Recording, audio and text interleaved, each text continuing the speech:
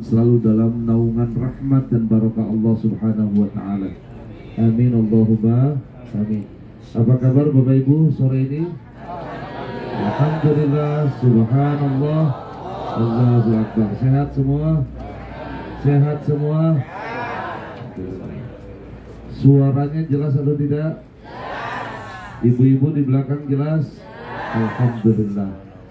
Bapak Ibu sekalian, saya mau menghantarkan sedikit saja pada asar karena kita perbanyak nanti di sini istirahat dan zikir sendiri-sendiri. Saya ingin menghantarkan satu zikir yang tadi saya ajak Bapak Ibu membacanya sebanyak 10 kali, yaitu La ilaha illallah wahdahu la syarikalah lahul mulku wa lahul hamdu yuhyi wa yumit wa huwa ala kulli syai'in.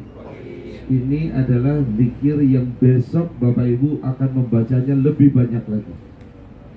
Sudah hafal semuanya ya? Karena ini adalah zikir yang memang paling utama untuk kita baca sepanjang waktu pelaksanaan wukuf di Padang Arafah. Nah, kenapa zikir ini yang harus kita baca? Dan juga tentu saja dengan zikir atau kalimat-kalimat zikir yang lainnya yang juga banyak. Karena intinya adalah bagaimana kita menegaskan ketauhidan kita kepada Allah, itu yang pertama. Yang kedua, karena kita sudah menyatakan ketauhidan kepada Allah, kita ini di Arafah mengenali kondisi keadaan lapangan dan keadaan diri kita. Maka kata Arafah, saya izin berdiri ya, supaya nggak kesemutan.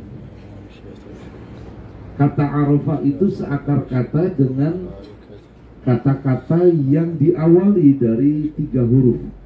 Pertama huruf Ain, yang kedua huruf Ro, dan yang ketiga huruf Fa. Arafah itu kalau dalam bahasa Arab terbentuk banyak sekali kata. Di antaranya adalah kata uruf. Kata uruf artinya kebiasaan. Lalu terbentuk juga kata ma'ruf. Kata ma'ruf artinya sesuatu yang baik, indah, dan pantas dilakukan. Makanya ada istilah muasyarah bil ma'ruf, bergaul dengan baik. Maksudnya apa? Kebaikan yang indah, pantas untuk dilakukan. Kemudian dari kata ini juga ada kata ta'aruf yang artinya saling mengenal. Ada juga kata arafah yang artinya mengetahui atau mengenal. Juga muncul kata i'tiraf yang artinya mengakui atau sebuah pengakuan. Dan orang yang mengakui keadaan dirinya lalu diterima pengakuannya oleh Allah dan ia diakui sebagai kekasihnya, dekat hubungannya dengan Allah, maka ia dapat gelar namanya Al-Arif Billah. Al-Arif Billah, orang yang kenal dengan Allah, atau sering disebut dengan Waliullah, kekasihnya Allah. Bapak Ibu, besok adalah samudra ruhiyah yang Anda akan selami bersama dalam suatu kelompok besar jamaah hujjaj, tetapi merenangi samudra ilahi, pengalamannya kembali secara personal kepada kita semua. Maka sangat disayangkan kalau kita kemudian hadir di Padang Arafah tidak hadir secara rohani. Zahir kita sudah sampai, tapi rohani kita juga harus tiba dengan baik di tempat itu. Karena itu kata Arafah yang artinya mengenal, maka kita harus mulai dengan penegasan dulu. Karena kata Rasulullah, man arafa nafsah faqad arafa rabbah. Barang siapa yang kenal dengan dirinya, maka dia akan kenal dengan Tuhannya. Jalan mengenal Allah adalah dengan mengenal diri sendiri. Nah, diri sendiri ini punya 5 pertanyaan. Yang pertama, man ana. Artinya apa? Siapa saya? Who am I? Itu bukan judul film ya. Ini pertanyaan muhasabah dulu. Man ana, siapa saya? Min aina ana. Apa artinya? Dari mana saya berasal? Yang ketiga, fi aina ana. Fi. Di mana saya berada sekarang? Yang keempat, kaifa ana. Kaifa. Bagaimana saya berada? Dan yang kelima, wa ila aina ana. ila aina,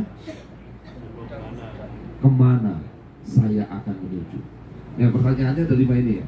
Yang pertama, man ana, man ana, man ana, man ana laulaku. Kayaknya tahu ini kasidahnya ya. Siapa aku, siapa aku tidak tahu tentang diriku kalau bukan karena guruku. Nah, itu ada lagunya ya, ada kasidahnya. Man ana. Yang kedua, min aina ana, dari mana aku. Yang ketiga, fi aina ana, di mana aku berada. Yang keempat, tapi perasaan ada, perasaan tinggi, perasaan hadir, perasaan punya, perasaan melekat, itu yang mau dihempaskan. Tadi pagi saya katakan perjalanan menuju haji, kata Sayyid Abdullah bin Alwi Al-Haddad, adalah laksana perjalanan menuju negeri akhirat. Kita mengenakan 2 helai kain ini seperti sedang dikafani. Kita berjalan menggunakan kendaraan seperti menggunakan keranda. Orang Betawi bilang kurung batang. Kita menuju satu tempat di Tarwiyah untuk ditatar, di-training. Begitu kita tiba, kita dipaksa menikmati lezatnya rasa panas dan sempit yang selama ini bertahun-tahun tidak kita rasakan.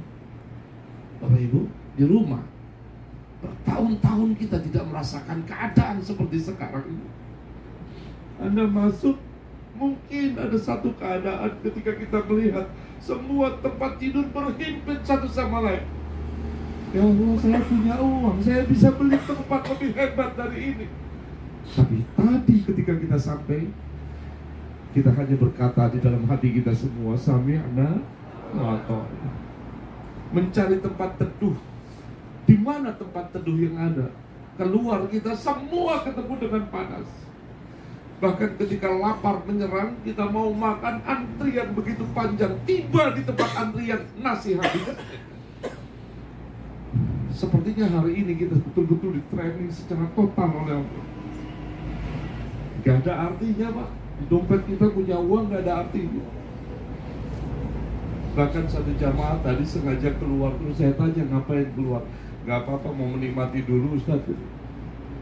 Ini panas yang luar biasa sedang dinikmati. Ini cara Allah untuk mentraining kita di Tarwiyah, persiapan menuju Arafah. Maka di Arafah, jika tidak hadir ruhiyah kita, rohani kita, kita akan rugi dengan kerugian yang sangat besar. Bapak Ibu sekalian, itu kenapa kemudian ada komitmen tauhid yang akan kita ulang dengan bacaan yang banyak. Mau nanti ada muhasabah jamaah bersama-sama, ataupun Bapak Ibu mengambil pilihan sendiri nanti setelah itu, maka perbanyak kalimat-kalimat tadi. Dan kalimat la ilaha illallah wahdahu la syarikalah sampai selesai diawali dengan komitmen kalimat tauhid, yaitu apa? La ilaha illallah. Tidak ada Tuhan selain Allah. Kita mengenalnya sebagai kalimatut tahlil, dan ini yang disebut sebagai afdalul zikri. Zikir yang paling utama. Fa'lam annahu, ketahuilah olehmu, kenalilah olehmu bahwa zikir yang paling utama adalah la ilaha illallah. Ini kalimat hebat Bapak Ibu, ini kalimat istimewa, kalimat ini spesial. Kalimat yang membuat kulit seseorang yang mengucapkannya diharamkan untuk disentuh api neraka selama-lamanya. Kalimat yang jika seorang menyebutkan dari lisannya, dia langsung gugur seluruh dosa-dosanya, hingga ia kemudian dinyatakan sebagai seorang muslim. Ada orang puluhan tahun hidupnya kafir, Pak. Puluhan tahun hidupnya musyrik. Sekali ia mengucapkan la ilaha illallah dalam kontrak keislamannya, detik itu pula gugur, Pak, gugur semuanya. Kaman la dzambalah, di mata Allah bagaikan orang yang tidak ada dosanya. Maka jangan pernah lisan kita, pikiran kita, hati kita menuduh saudara kita yang tiap hari mengucapkan tahlil lalu dituduh sesat. Inna lillahi wa inna ilaihi raji'un. Bagaimana mungkin kalimat sakral yang bisa memuslimkan orang kafir lalu diucapkan oleh orang muslim yang jadi sesat? Logika yang tidak pernah masuk dalam tauhid kita. Maka ini kalimat yang luar biasa, yang dipuji-puji oleh Rasulullah, yang diberikan kebanggaan oleh Allah bagi mereka yang membacakannya secara rutin dan setiap saat dalam kehidupan. Maka inilah kalimat tahlil yang mudah-mudahan ini menjadi komitmen tauhid kita, mengenali Allah Subhanahu wa taala, zat yang maha esa itu, yang lam yalid wa lam yulad wa lam yakul lahu kufuwan ahad. Maka penegasan kita, la ilaha illallah, tidak ada Tuhan selain Allah, wahdahu, sendirinya Allah, tunggalnya Allah, esaknya Allah, la syarika, tidak ada sekutu bagi Allah, tidak ada sekutu bagi Allah. Lahul mulku walahul hamdu, bagi dia Allah itu adalah kerajaan, bagi dia Allah itu adalah pujian. Yuhyi wa yumit, dialah yang maha menghidupkan, dia yang maha mematikan. Kemudian apa? Wa huwa ala kulli syai'in qadir, dan dia berkuasa untuk melakukan sesuatu.